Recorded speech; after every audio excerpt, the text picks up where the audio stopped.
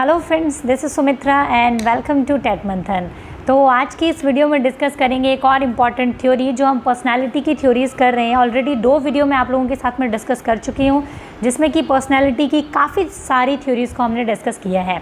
और इस वीडियो में एक बहुत इंपॉर्टेंट थ्योरी को हम डिस्कस करेंगे जो कि आप लोगों ने बहुत सुनी भी होगी, समझी भी होगी। आज हम नए तरीके से उसको समझेंगे और मेरी पूरी कोशिश रहेगी कि आपका एक नया एक्सपीरियंस रहे इस थ्योरी को लेकर के। तो हम साइकोसेक्सुअल थ्योरी को समझेंगे आज हम, जिसमें कि जो आपकी फ्रॉइड ने दी है, Eid, ego, super ego, mind के 3 पार्ट्स कौन कौन से होते हैं, उनको सबको हम डिटेल में समझेंगे, हिंदी और इंग्लिश दोनों लैंग्वेजेस में ऑब्वियसली, है ना। तो स्टार्ट करते हैं आज का डिस्कशन। और अगर डिस्कशन पसंद आए तो प्लीज़ अपने फ्रेंड्स के साथ में ज़रूर शेयर करें इसको।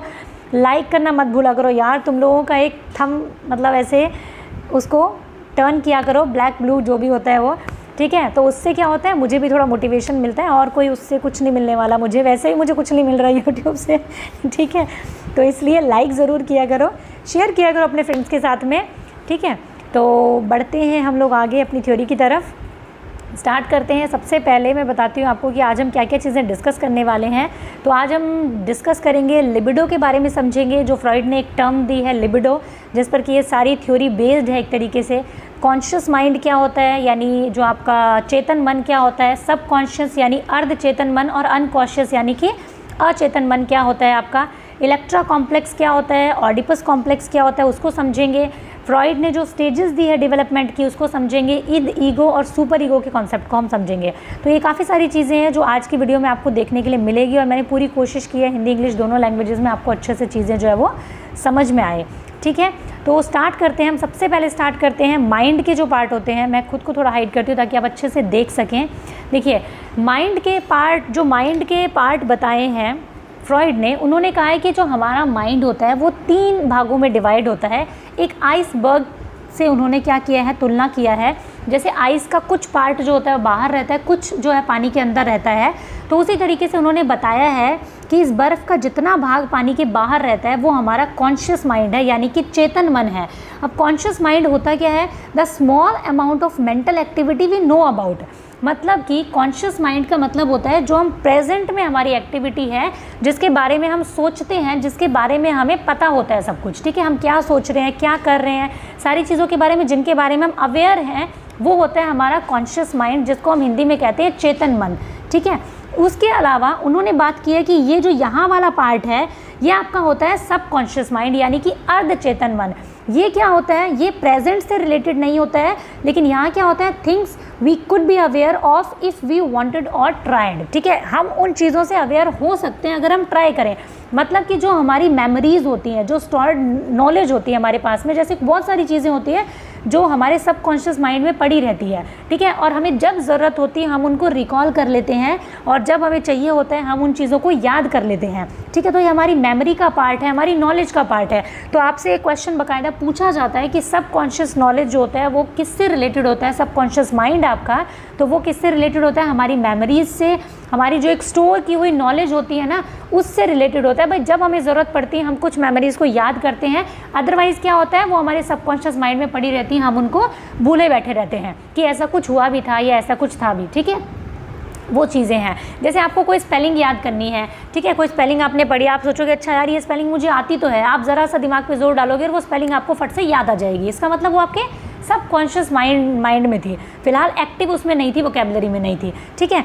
फिर आता है अनकॉन्शियस माइंड। तो उन्होंने कहा है कि जो ये बर्फ़ का बिल्कुल नीचे वाला हिस्सा है जो किसी को दिखाई नहीं देता है, इसी तरीके से जो ह्यूमन माइंड होता है ना, उसके अंदर भी एक अनकॉन्शियस पार्ट होता है जिसको हम कहते हैं अचेतन मन, यानी जिसको कोई देख नहीं सकता है, बट वो हमारे लाइफ में बहुत हद तक असर करता है ह्यूमन की पर्सनैलिटी पर, ठीक है। Things we are unaware of and can not become aware of, यानी कि बहुत सारी ऐसी चीज़ें होती है, बहुत सारी ऐसी इच्छाएं होती है, अर्जेस होती हैं जिनके बारे में हमें खुद भी नहीं पता, बट हमारे सबकॉन्शियस माइंड में वो होती हैं, ठीक है। हम खुद भी हो सकता है उससे अवेयर नहीं होते, कभी कभी वो हमारे सामने निकल करके आ जाती है, तो हमें खुद नहीं पता होता कि ये हमारी पर्सनैलिटी का कैसा पार्ट है जो हमारे सामने आ गया है, ठीक है।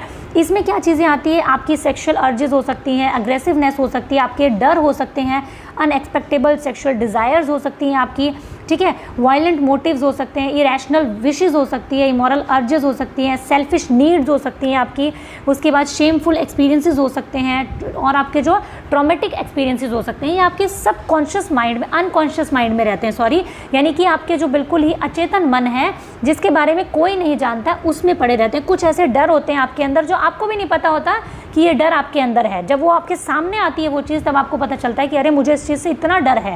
दैट मीन्स क्या है, वो आपके अनकॉन्शियस माइंड में है।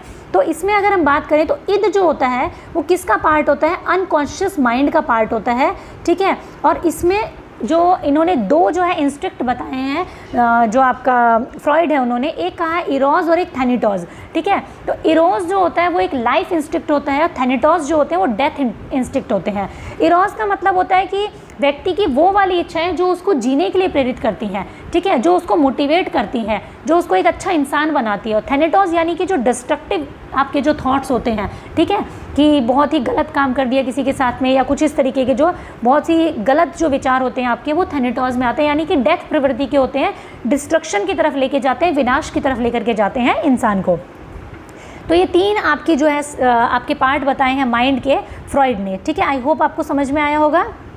तो चलो नेक्स्ट पे बढ़ जाते हैं फटाफट से अभी। तो अगर आपसे पूछ लिया जाए कि इन तीनों का क्या क्या पार्ट रहता है ह्यूमन माइंड में, जो फ्रॉइड के अकॉर्डिंग, तो देखा जाए तो जो कॉन्शियस माइंड है आपका वो 10% होता है, सब कॉन्शियस माइंड 50 to 60%, और जो अनकॉन्शियस होता है उसका 30 to 40% जो है भाग वो होता है हमारे उसमें होता है, ठीक है, माइंड का जो पार्ट होता है। अब इसमें तीन कॉन्सेप्ट निकल कर आते हैं हमारे जो सब कॉन्शियस और इस माइंड के तीन पार्ट से, ठीक है।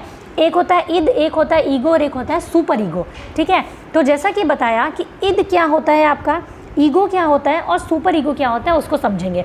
ईद का मतलब होता है एक ऐसा आपका इंस्टिंक्ट है, ईद जो है एक ऐसी प्रवृत्ति है जो आपको हमेशा ये कहेगी कि हर हाल में ये चीज़ मुझे चाहिए। ईद का आप हमेशा याद रखना, इसको फ्रॉइड ने एक टर्म दिया है कि ये एक प्लेजर प्रिंसिपल पे काम करती है। प्लेजर प्रिंसिपल यानी कि इसको सिर्फ और सिर्फ खुशी चाहिए। दैट मीन्स वो खुशी किस तरीके से मिल रही है, गलत रास्ते पर चल कर के मिल रही है, सही रास्ते पर चल कर के मिल रही है, किसी का नुकसान होकर के मिल रही है, किसी का फ़ायदा होकर के मिल रही है, इसको कोई मतलब नहीं है, ठीक है। अगर आप ईद के हिसाब से काम करने लग जाएंगे तो बिल्कुल ही राक्षस प्रवृत्ति के आप हो जाएंगे, ऐसा माना जाता है, ठीक है। तो ईद मतलब क्या है, एक राक्षस प्रवृत्ति मानी जाती है एक तरीके से, ठीक है। इसका मतलब इट्स ऑल योर, देखो एक एग्जांपल अगर यहाँ पर जो दिया हुआ है इसको लेकर के चलें, ईद कहता है कि it's all yours, forget about your brother, keep it all for yours. यहाँ पे क्या है, कुछ चॉकलेट्स की बात की जा रही है। तो ईद क्या कहता है, तुम अपने भाई के बारे में भूल जाओ, उसको देने की ज़रूरत नहीं है, सारी तुम खुद खा जाओ, ठीक है। ईद ऐसा कहेगा आपको। ईगो क्या है, ईगो एक बीच का रास्ता निकालता है हमेशा, ठीक है। सुपर ईगो क्या करता है, सुपर ईगो बिल्कुल ही जज टाइप का होता है, मतलब ये सोसाइटी में जो हमें बहुत सारी वैल्यूज़ हमारे पेरेंट्स से मिली है, सोसाइटी से मिली है, बहुत सारी चीज़ें जो एक फियर से भी मिलती हैं, जो बहुत सारी वैल्यूज़ मिलती हैं, उसके ऊपर काम करता है सुपर ईगो। सुपर ईगो क्या करता है, बहुत सारी फीलिंग्स को सप्रेस कर देता है, ठीक है। कि कोई इच्छा आपके मन में जागृत हुई और आप सिर्फ मतलब सोसाइटी के बारे में, वैल्यूज़ के बारे में सोचो और उसको दबा दो।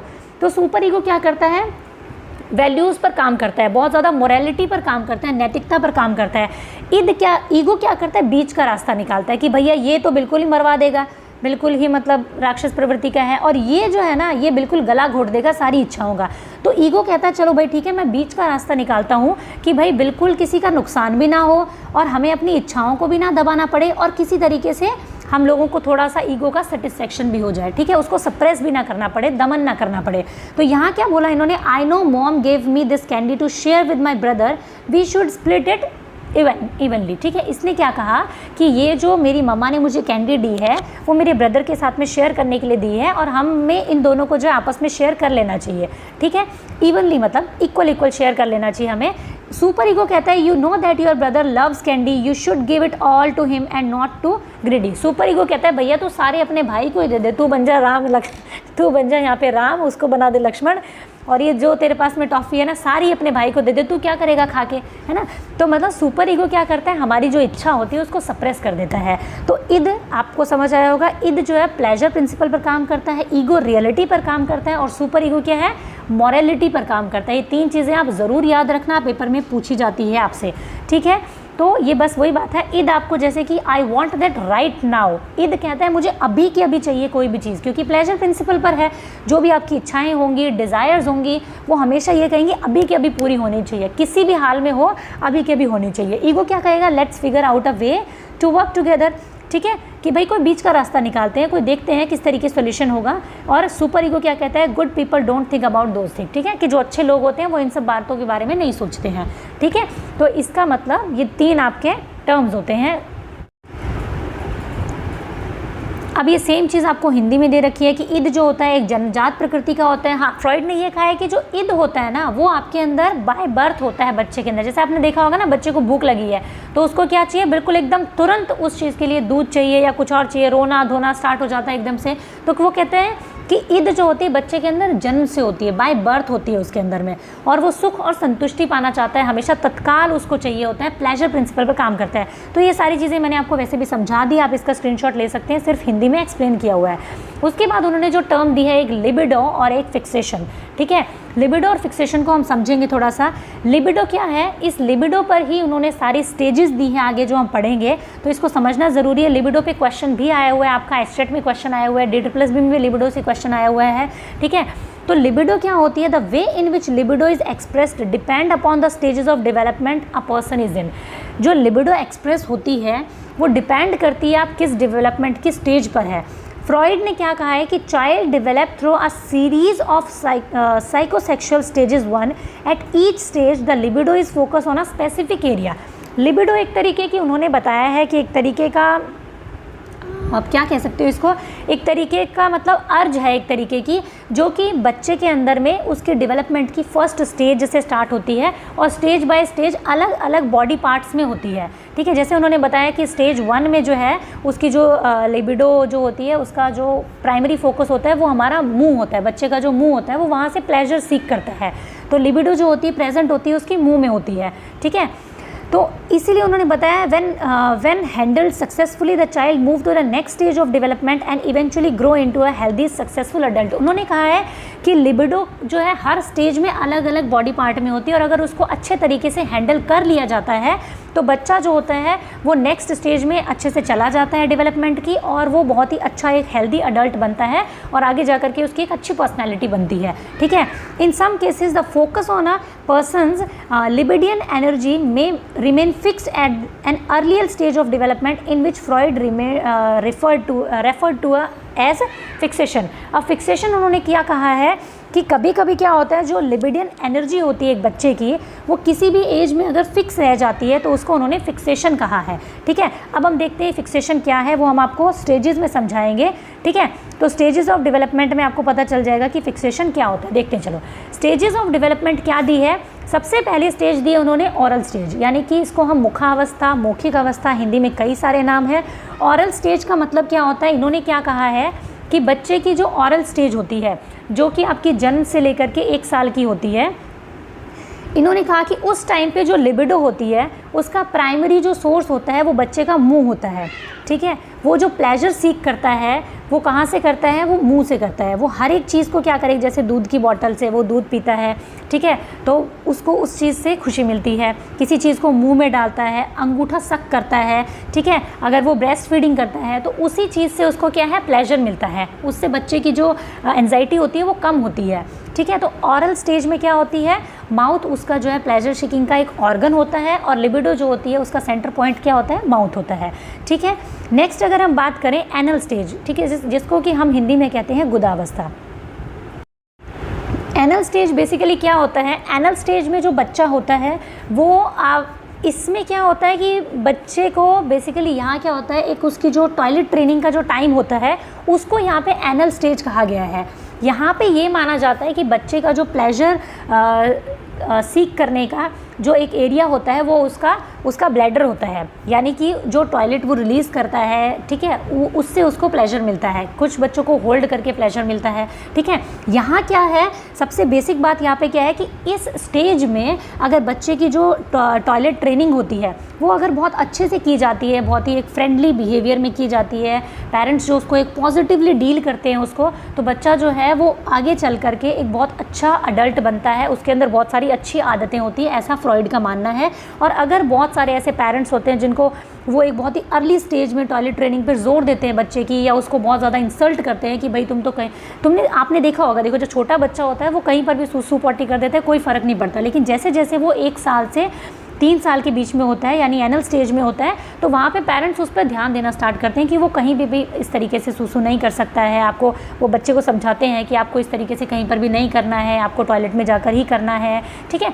तो वो एक ट्रेनिंग दी जाती है बच्चे को। अगर उस टाइम में पेरेंट्स जो है वो बच्चे की इंसल्ट करते हैं कि तुम तो कहीं पे भी सुसु कर देते हो, किसी के सामने उसको डांट दिया इस चीज़ को लेकर के, या फिर इस तरीके की कोई घटना बच्चे के साथ में होती है, बहुत ही स्ट्रिक्ट ट्रेनिंग अगर बच्चे के साथ में होती है, टाइम से पहले अगर टॉयलेट ट्रेनिंग बच्चे के साथ में होती है, तो क्या होगा, उसके ऊपर नेगेटिव इफेक्ट पड़ेगा। और फ्रॉइड का मानना है कि वो एक अच्छी पर्सनालिटी के रूप में जो है एक अडल्ट नहीं बनेगा। मतलब कि उसके अंदर बहुत सारी चीज़ें हो सकती है कि अगर बहुत ज़्यादा स्ट्रिक्ट टॉयलेट ट्रेनिंग है तो वो आगे चल करके बहुत ही ज़्यादा रिजिड प्रिंसिपल वाला बंदा बन सकता है, जो कि मतलब अपने प्रिंसिपल्स में चेंज ना करे, बिल्कुल ही साफ़ सफाई वाला टाइप्स, मतलब एकदम, ठीक है।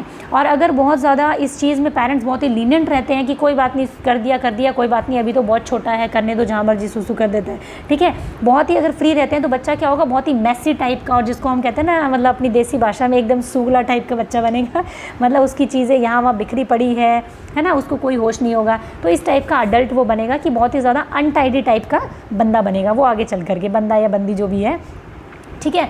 फेलिक स्टेज होता है एक, ये स्टेज है जिस पर काफ़ी ज़्यादा कंट्रोवर्सी है, ठीक है। फेलिक स्टेज जिसे लैंगिक अवस्था कहा जाता है, इस स्टेज में 2 कॉम्प्लेक्स होते हैं। यहाँ पे क्या होता है, बच्चा जो होता है वो पहली बात तो अपना जो सेक्स होता है उसको पहचानने लगता है, मेल और फीमेल्स के बीच में डिफरेंस करने लगता है, ठीक है। और यहाँ पर फ्रॉइड ने ये कहा है कि बच्चा जो होता है वो अपोजिट सेक्स की तरफ जो होता है वो अट्रैक्ट होता है। और इसके लिए फ्रॉइड ने 2 एग्जाम्पल्स लिए हैं, एक ऑडिपस कॉम्प्लेक्स और एक इलेक्ट्रा कॉम्प्लेक्स कहा गया है, ठीक है। जैसे कि आप देख रहे होंगे तो इलेक्ट्रा कॉम्प्लेक्स उसको कहा जाता है, इलेक्ट्रा यानी कि ये लड़की से रिलेटेड है, और ऑडिपस यानी कि बॉय से रिलेटेड है। तो आप याद रख लेना कि BOY में ऐसे बॉय आता है, तो ऑडिपस जो है वो बॉय से रिलेटेड है, और फिर बचा हुआ जो इलेक्ट्रा है वो लड़की से रिलेटेड है, गर्ल चाइल्ड से रिलेटेड है। तो जो फ्रॉइड है उनका कहना है कि इस स्टेज में जो बच्चा होता है वो ऑपोजिट सेक्स की तरफ अट्रैक्ट होता है, इसी वजह से जो डॉटर होती है उसका अट्रैक्शन अपने फादर से होता है, और जो सन होता है उसका जो एक अटैचमेंट, एक अट्रैक्शन होता है अपनी मदर की तरफ होता है। मतलब वो अपनी मदर से ज़्यादा अट्रैक्शन फील करता है जो एक बॉय चाइल्ड होता है, और जो एक गर्ल चाइल्ड होती है वो अपने फादर से ज़्यादा अटैच्ड होती है, ऐसा उनका मानना है। और इसके लिए उन्होंने एक इलेक्ट्रा और ऑडिपस की कहानी जो है वो भी इसमें मेंशन की हुई है। इलेक्ट्रा क्या था, ये एक मतलब इलेक्ट्रा कॉम्प्लेक्स और ऑडिपस कॉम्प्लेक्स, यहाँ एक राजा और रानी की कहानी इन्होंने कुछ बताई हुई है, लेकिन उसमें भी बहुत सारे मतलब एक कंट्रोवर्सी है कि कुछ कहते हैं वो कि वो सच है, कुछ कहते हैं कि वो अधूरी सच है। तो ऑडिपस के बारे में अगर हम बात करें तो ऑडिपस में क्या था कि जो एक बेटा था ऑडिपस कॉम्प्लेक्स में, उसने अपनी फादर को मतलब मरवा दिया था और अपनी माँ से शादी कर ली थी। और ऐसे इलेक्ट्रा कॉम्प्लेक्स में क्या था कि इलेक्ट्रा कॉम्प्लेक्स में उसने अपनी मदर को मरवा दिया था और अपने फादर से शादी कर ली थी। कुछ इस टाइप की इनकी स्टोरीज़ है, वो ज़्यादा मैटर नहीं करती है, आप सिर्फ इतना याद रखेंगे ऑडिपस कॉम्प्लेक्स जो बॉय से रिलेटेड है, इलेक्ट्रा जो है वो गर्ल से रिलेटेड है, जो गर्ल चाइल्ड है वो फादर से अट्रैक्ट होगी, ठीक है। तो ये वाला इन्होंने दिया था, ठीक है। नेक्स्ट हम अगर स्टेज पे बढ़े, लेटेंसी स्टेज यानी कि सुषुप्ता अवस्था, तो जहाँ उन्होंने बताया कि लिबिडो जो है वो उस स्टेज में एक ऑपोजिट सेक्स के प्रति अट्रैक्शन और ये सब होगा। यहाँ पे लेटेंसी स्टेज में उन्होंने कहा कि इस टाइम पे बच्चा जो होता है अपनी उस जो अर्ज होती है उसको क्या करता है यहाँ पे कहीं ना कहीं सप्रेस कर देता है, और उस जो एनर्जी होती है, जो एक सेक्सुअल एनर्जी होती है, उसको वो दूसरी डायरेक्शन में लगाता है, यानी कि वो क्या है, स्पोर्ट्स में जा सकता है, या फिर मतलब सोसाइटी के साथ में एक अच्छा इंटरेक्शन जो है वो स्थापित करता है, सोसाइटी के साथ में अच्छे रिलेशंस बनाता है, ठीक है, सोशल वैल्यूज़ को, नॉर्म्स को फॉलो करता है, मतलब कि अपनी उस एनर्जी को कहीं और चैनलाइज करता है वो, ठीक है। तो इसको कहते हैं हम लेटेंसी स्टेज।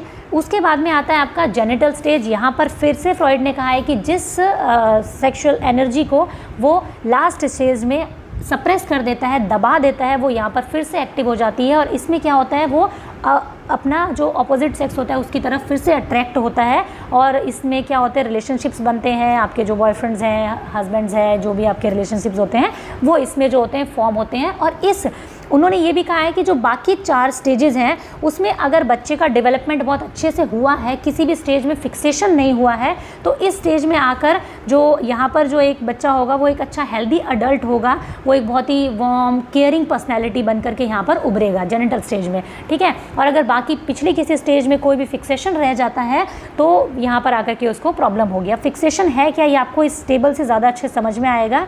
ओरल स्टेज क्या होती है, बर्थ टू 1 ईयर होती है। माउथ जो होता है वो आपका एरिया होता है यहाँ पर जो लिबिडो का होता है, ठीक है, विनिंग। और यहाँ पे क्या होता है, अगर इस स्टेज में फिक्सेशन रह जाता है, यानी कि बच्चे को बहुत ज़्यादा मुंह से प्लेजर लेता है, इस एनर्जी को बहुत ज़्यादा वो फोकस करता है अगर, ठीक है, तो क्या होगा, उसका वहाँ फिक्सेशन हो जाएगा। बहुत ज़्यादा होने पर भी फिक्सेशन होगा और बहुत कम होने पर भी। भाई बच्चा मुंह में कोई चीज़ ले रहा है और पेरेंट बहुत ज़्यादा स्ट्रिक्ट है, नहीं मुंह में नहीं लेना, नहीं अंगूठा मुंह में मत डालो, ये मत करो, वो मत करो, तो क्या होगा, वो भी उसकी जो एनर्जी का जो फुलफिल नहीं हो पाएगी, वो भी दिक्कत देगी, और अगर बहुत ज़्यादा हो जाएगी तो भी दिक्कत देगी, ठीक है। उससे क्या होगा कि ऑब्सेसिव ईटिंग होगी, ठीक है, बच्चा आगे चल करके स्मोकिंग हो सकती है, अल्कोहलिक हो सकता है, नेल बाइटिंग की आदत हो सकती है बच्चे के अंदर। अगर इस स्टेज में फिक्सेशन रह जाता है, फिक्सेशन का मतलब वो इच्छा उसकी बैलेंस रूप में पूरी नहीं हुई अगर, तो फिक्सेशन हो जाएगा, ठीक है। बहुत ज़्यादा हो गई तब भी फिक्सेशन होगा, बहुत कम होगी तो भी फिक्सेशन होगा, ठीक है। तो फिर उसके अंदर ये वाले लक्षण जो है वो देखने के लिए मिलेंगे। फिर 2 to 3 ईयर एनल स्टेज, जैसा कि मैंने आपको बताया था, टॉयलेट ट्रेनिंग का टाइम है। अगर यहाँ पर भी बच्चे का जो है, अगर टॉयलेट ट्रेनिंग ठीक तरीके से नहीं हो पाई, बहुत ज़्यादा स्ट्रिक्ट या बहुत ज़्यादा लीनेंट हो गई, तो क्या होगा, बच्चे में ऑब्सेशन होगा क्लीनिंगनेस को लेकर के, सेक्शुअल एंजाइटी को लेकर के। भाई बच्चा बहुत ज़्यादा या तो क्लीननेस पे बहुत ज़्यादा रिजिड होगा या तो बिल्कुल ही सूगला किस्म का होगा, ठीक है। फैलिक स्टेज क्या होती है, जो कि आपकी 4 to 5 ईयर्स की होती है। इसमें आपका बताया कि आइडेंटिफाई विद जेंडर रोल, वो बच्चा जो है जेंडर रोल्स को समझता है। ऑडिपस और इलेक्ट्रा कॉम्प्लेक्स की अगर बात की जाए तो वो फैलिक स्टेज में ही आता है, याद रखना है आपको। यहाँ पे क्या होगा, अगर इस स्टेज में उसका फिक्सेशन रह जाता है, मतलब किसी तरीके से अगर फादर मदर उसको इस चीज़ के लिए नहीं समझ पाते हैं, उसको केयर नहीं कर पाते हैं, हाँ ठीक है, अंडरस्टैंड नहीं कर पाते हैं, तो क्या होगा, उसको आगे चल करके डिफ़िकल्टी होगी अपने रिलेशनशिप्स को बनाने में, ठीक है। लेटेंसी स्टेज 6 to 12 ईयर्स की होती है। यहाँ पे ऐसा कोई भी सेक्सुअल फोकस नहीं होता है बच्चे का, यहाँ पे सोशल इंटरेक्शन में चला जाता है उसका सारा फोकस जो होता है, उस एनर्जी को वो सोशली चैनलाइज कर देता है, गेम्स में, स्पोर्ट्स में, एजुकेशन में, कहीं पर भी लगाता है उसको। इस स्टेज में कोई फिक्सेशन नहीं होता है, ठीक है। उसके बाद जेनिटल स्टेज आती है आपकी, ठीक है, जो कि आपकी पुबर्टी और लेटर आपकी लाइफ तक रहती है। इसमें आपके इंटीमेट रिलेशनशिप्स बनते हैं, और इसमें क्या होती है, जो प्रीवियस फिक्सेशन होती है, अगर कुछ पहले फिक्सेशन रह गया तो यहाँ पे प्रॉब्लम क्रिएट करेगा। अगर इन चारों स्टेज में कोई फिक्सेशन नहीं हुआ है, बहुत ही बैलेंस तरीके से बच्चे का डेवलपमेंट हुआ है, तो यहाँ पर क्या होगा, वो बहुत अच्छे से एक बहुत ही अच्छी पर्सनैलिटी बन करके उभरेगा, ठीक है। तो ये आपकी सारी स्टेज थी। ऑरल स्टेज को मौखिक कहते हैं, एनल स्टेज को गुदावस्था कहते हैं, फैलिक स्टेज को लैंगिक अवस्था, लेटेंसी को सुषुप्ता, और जेनिटल स्टेज को जननक अवस्था कहा जाता है, ठीक है। तो आई होप कि ये थ्योरी आपको समझ में आई होगी। कुछ इसके क्रिटिसिज्म और देख लेते हैं, क्योंकि फ्राइड की ये थ्योरी जो है ये बहुत ज़्यादा एमिनेंट रोल प्ले करती है, क्योंकि साइको एनालिसिस के फादर कहा जाता है। एक नई फील्ड बनाई है जो फ्राइड है उसने, लेकिन उसके बावजूद भी इसके अंदर बहुत ज़्यादा क्रिटिसिज्म है, बहुत ज़्यादा कंट्रोवर्सी है इस फील्ड के जो अंदर में, इस थ्योरी के अंदर में। वो इसलिए क्योंकि फ्राइड ने बहुत ज़्यादा मतलब एक जोर दिया है सेक्सुअल एनर्जी पर, ठीक है, कि सारी पर्सनैलिटी जो है उसकी वो उसी से बनती है, उसी एक डिज़ायर से, उससे बनती है, ठीक है। तो इसकी काफ़ी सारी क्रिटिक है। सबसे पहला क्रिटिक ये है कि इन्होंने जो सबसे ज़्यादा फोकस किया है वो मेल डेवलपमेंट पे किया है, बहुत ही ज़्यादा लिटिल मेंशन किया है फीमेल जो साइकोसेक्सुअल डेवलपमेंट है उसको। फीमेल को सिर्फ इन्होंने वो इलेक्ट्रा कॉम्प्लेक्स के रूप में बताया, अदरवाइज फीमेल का कहीं पर भी कोई जिक्र नहीं किया गया है, ठीक है। हिज थ्योरी आज डिफ़िकल्ट टू टेस्ट साइंटिफिकली। अब इस चीज़ को साइंटिफिकली मतलब टेस्ट करना बहुत ज़्यादा डिफ़िकल्ट है। Concept such as libido are impossible to measure and therefore can not be tested. जो लिबिडो का एक प्रिंसिपल बताया है इन्होंने, लिबिडो का एक जो बताया है इन्होंने, कॉन्सेप्ट बताया है फ्रॉइड ने कि लिबिडो नाम की कोई चीज़ होती है जो बच्चे के जन्म से लेकर के आगे तक उसको ड्राइव करती है, तो उसको मेजर करना बहुत ही इम्पॉसिबल चीज़ है, इसलिए इसको टेस्ट भी नहीं किया जा सकता है। फ्यूचर प्रिडिक्शंस आर टू वैग, ठीक है। यहाँ पे क्या है, फ्यूचर की बहुत प्रिडिक्शन हो रखी है कि जो बच्चा है उसका जो current behaviour was cause specifically by, how can we know that a current behaviour was caused specifically by a childhood experience, ठीक है। हम कैसे कह सकते हैं कि बच्चे की जो पर्सनैलिटी का करंट बिहेवियर है वो उसके चाइल्डहुड के एक्सपीरियंस की वजह से है। इन्होंने बोला एक स्टेज में ज़रा सा अगर फिक्सेशन रह गया तो उसकी पूरी पर्सनैलिटी ख़राब हो जाएगी, ठीक है। The length of time between the cause and the effect, भाई जो कॉज था यानी चाइल्डहुड टाइम और इफ़ेक्ट उसका होगा उसकी मतलब जवानी में जा कर के, तो ये बहुत ही लॉन्ग टाइम है इसको एज्यूम करना that there is a relationship between the two variables, ठीक है। दोनों के बीच में रिलेशन बनाना थोड़ी सी एक मतलब पचने वाली बात नहीं है कि एक कोई भी चीज़ जो है उसके बचपन में हुई और उसको वहाँ तक वो अफेक्ट करेगी, ठीक है। Freud theory is based upon case studies and not empirical researches, ठीक है, केस स्टडीज पर आधारित है, ये सिर्फ सुनी सुनाई बातों पर आधारित है, ठीक है। Also Freud based is theory on the recollection of his adult patients, not on actual observation और स्टडी ऑफ चिल्ड्रन। ये कोई चिल्ड्रंस पे स्टडी नहीं की गई है, बच्चों पे स्टडी नहीं की गई है, बल्कि जो उसके अडल्ट पेशेंट्स हैं उनकी स्टोरीज सुनी है और उन्हीं सुनी सुनाई स्टोरीज़ के ऊपर में फ्रॉइड ने ये थ्योरी दे दी है।